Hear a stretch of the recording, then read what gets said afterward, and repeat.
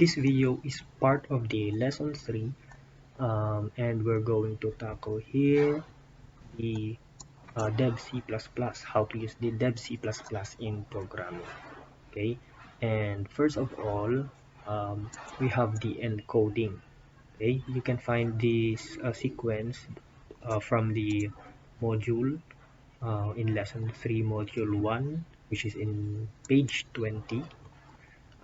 Okay, so ang unang gagawin is encoding. So, i-encode natin yung tinatawag nating code or source code. So, unang gagawin natin, of course, open natin yung dev C++. At pag na-open na ninyo yung dev C++, pupunta ka ngayon sa file, and then click natin yung new, and then click natin yung source file. Or you can use the keyboard shortcut na Ctrl+N. Yan. So, pag meron na tayong new file, ito yung lalabas. So, ang gagawin natin yan dito, i-encode natin yung code. So, meron tayong example code dito. Pwede natin i-encode yan. Then, this will be our first program. So, popause ko muna tong video and babalik ako pag na-encode na. Ayan, so, na-encode ko na yung program. So, na-encode natin dapat ninyo. So, we have here our first program.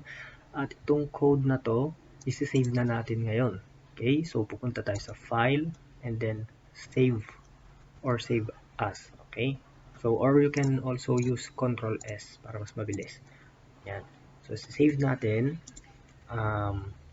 Ang ipapangalan natin dito is for the sake of demonstration, tawagin natin siyang hello. Yan, lalagyan natin file name niya .c. So kung mapapansin nyo, naglagay tayo ng .c, ang ibig sabihin yan ay itong file na to ay isang C program code. Okay? File extension ang tawag natin sa .c, kagaya ng mga file extension ng pictures, ganon. So tinatawag natin yung mga file extension ng pictures .jpg, yung mga ganon, .png. So ito, we call this the .c file or our code for C programming. Okay? And then isa-save natin siya. Ayan. So, pag na-save na natin siya, ang next na gagawin natin ay compile and run. So, para ma-compile and run natin ito, okay, pupunta tayo sa execute and then compile and run or F11 sa keyboard. Okay. So, pag pinindot natin yung compile and run, pag na-click natin yun, hintayin lang natin and yun. So, dyan na yung result. So, may lumabas dyan na hello world.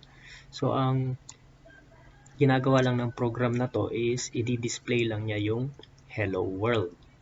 Yan. I-display lang niya yung hello world. Okay, so simple lang yung ginagawa ng program natin. So, i-display lang niya yung hello world. So, don't worry kung nakakalito, nakakagulat yung mga codes na nandyan. Anyway, explain din naman natin yan sa mga next lessons natin. Okay? So, and then, ang susunod doon is debugging. Itong debugging naman to, nangyayari ito kapag meron tayong error sa ating code. Okay? Debugging means fixing the error. Meron tayong tinatawag na bugs. So, pag na-encounter nyo itong word na to, bugs, this means error, program errors. Hindi siya insekto. Okay? So, these are program errors. So, ang kailangan natin gawin ay i-debug natin itong mga bugs para gumana yung program natin. Okay, so balik tayo ngayon doon sa ating dev C++. Ayan, so for example, lagyan natin ng isang error. And don't forget pala dito, pag nag-execute yung code natin, ang sabi dyan, press any key to continue. Make sure na i-exit ninyo ito kasi every time na mag-run tayo, may mag-open na ganyan. So, dapat exit natin yung mga yan. Okay? Ayan. So, for example, ito, sa code natin, meron tayong error. Yan, tinanggal natin yung semicolon doon. Let's try to compile and run kung anong mangyayari. Ayan. So, kinompile natin and run natin. Ayan. So, nagkaroon ng red dyan. At dito sa baba, makikita natin, ito, may message siya dito. Ito yung bug niya. So, sabi dyan, error. Okay? Ang nakalagay doon, meron siyang error. Okay? Sabi dyan, expected semicolon before return. So, nandito yung return, may ine-expect siyang semicolon na dapat na nandoon. So, meron dapat tayong semicolon dito.